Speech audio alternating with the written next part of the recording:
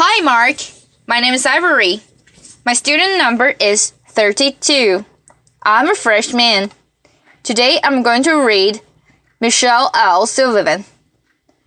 Asking for help is a strength, not a weakness.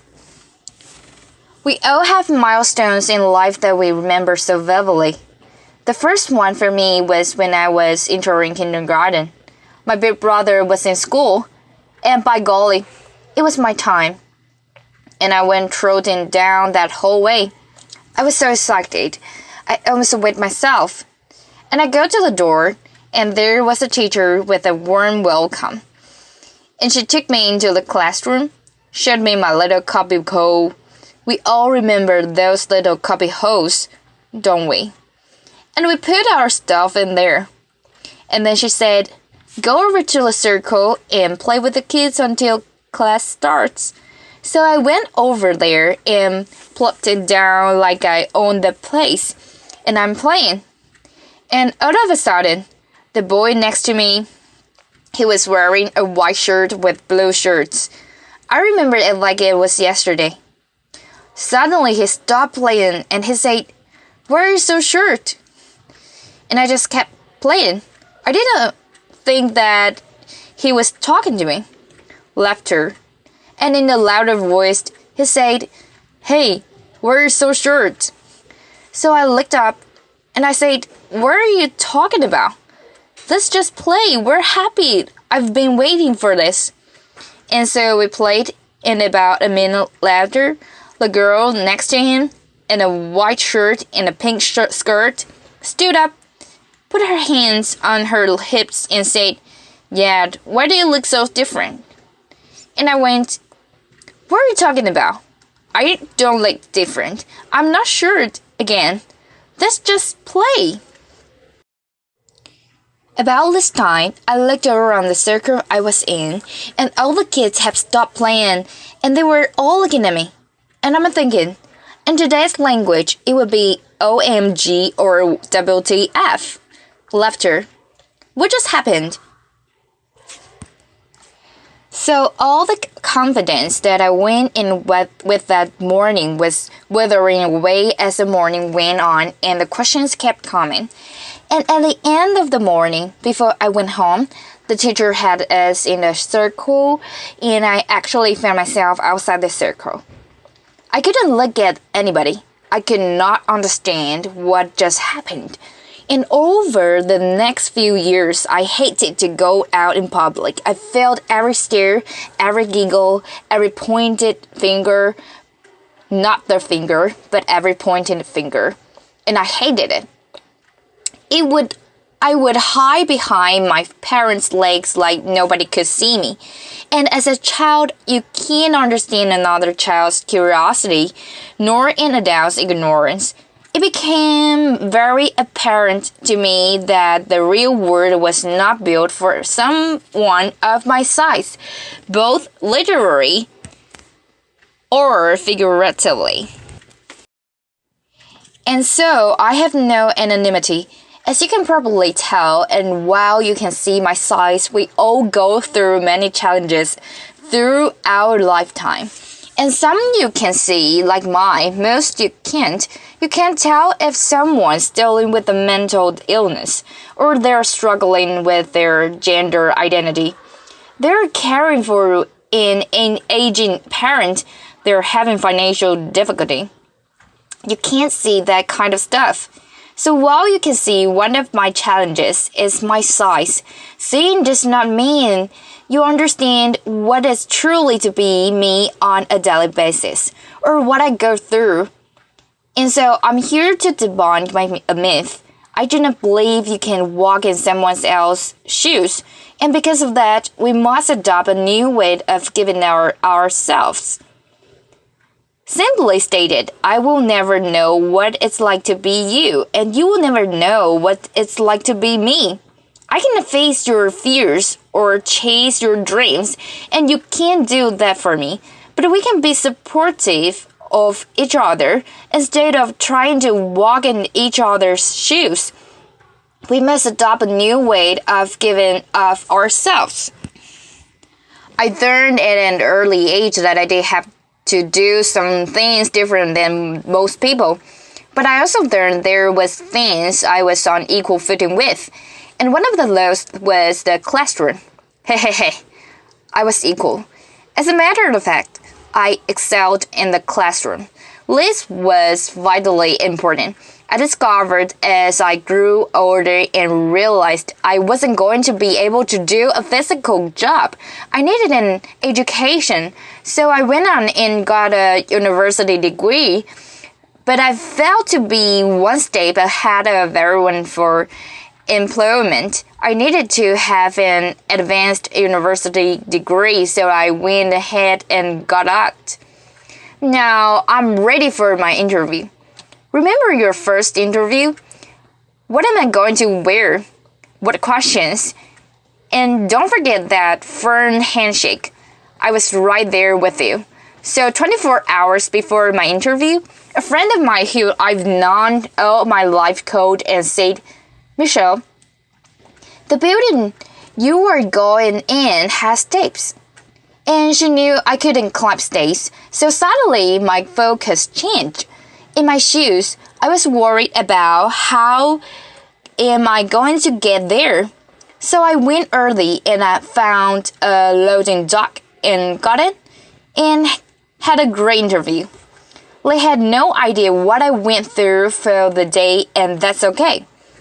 You're probably thinking my greatest challenge that day was the interview or getting in the building. In reality, my biggest challenge that day was getting through the loading dock without getting run over.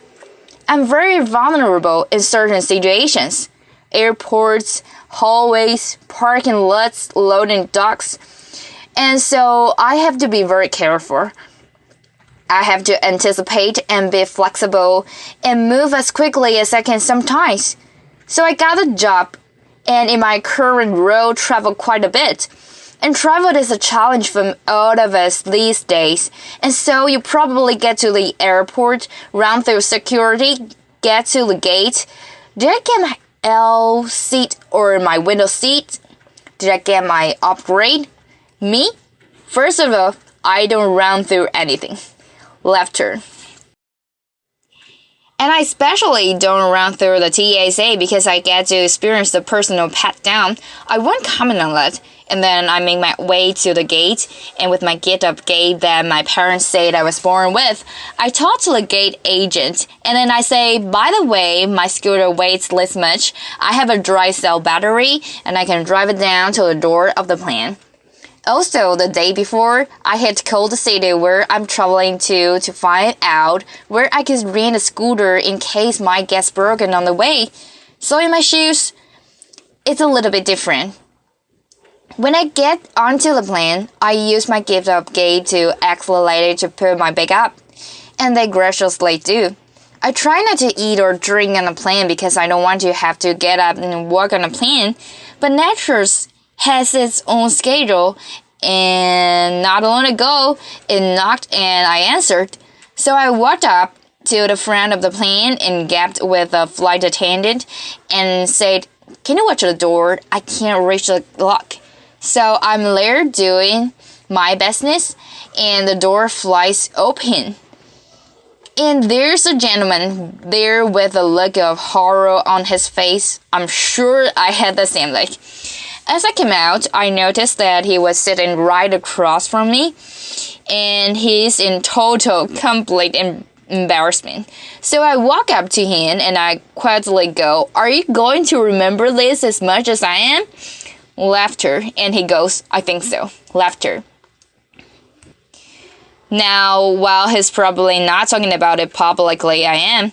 Laughter. But we talked for the rest of the flight and we got to know each other, our families, sports, work, and when we landed, he said, "Michelle, I noticed someone put your bag up. Can I get that for you?" And I said, "Of course, thank you." And we wished each other well, and the most important thing that day was that he was not going to live with that embarrassment. That experience of embarrassment, he won't forget it, and neither will I. But I think he will remember more our chat and our different perspectives. When you travel internationally, it can be even more challenging in certain ways. A few years ago, I was in Zanzibar, and I come wheeling in and think about that short, white, blind woman in a chair. That doesn't probably happen every day. So I got up, and with my gift of gab, I start to talk to the agent, so friendly, and I asked about their culture and so forth. And I noticed there wasn't a jade bridge. So I had to kind of say, not only do you have to lead my chair, I could use some help getting up to the steps. So we got to spend about an hour together while we waited for the flight, and it was the most magnificent hour. Our perspective changed for both of us that day. And once I got on the flight, he patted me on the back and wished me well. And I thanked him so much. And again, I think he's going to remember that experience more than when I first came in. And there was a bit of hesitation. And as you notice, I get a lot of help. I would not be there where I am today if it was not for my family, my friends, my colleagues, and the many strangers that help me every single day of my life. And it's important that we all have a support system. Asking for help is a strength, not a weakness. A plus.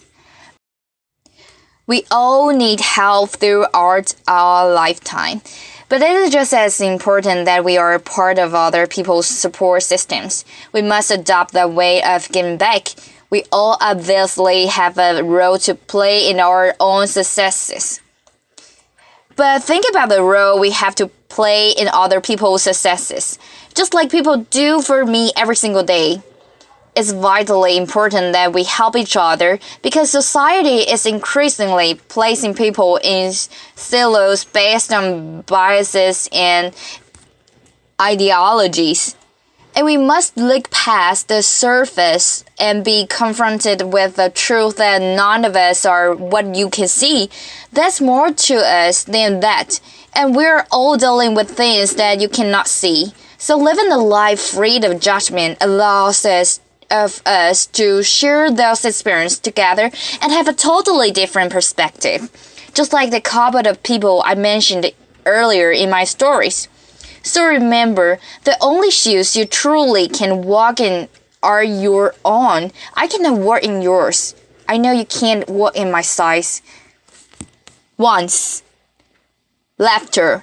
But you can try. But we can do something better than that. With compassion, courage, and understanding. We can walk side by side, can support one another. And think about how society can change if we all do that instead of judging on only what you can see. Thank you. A plus. Thank you.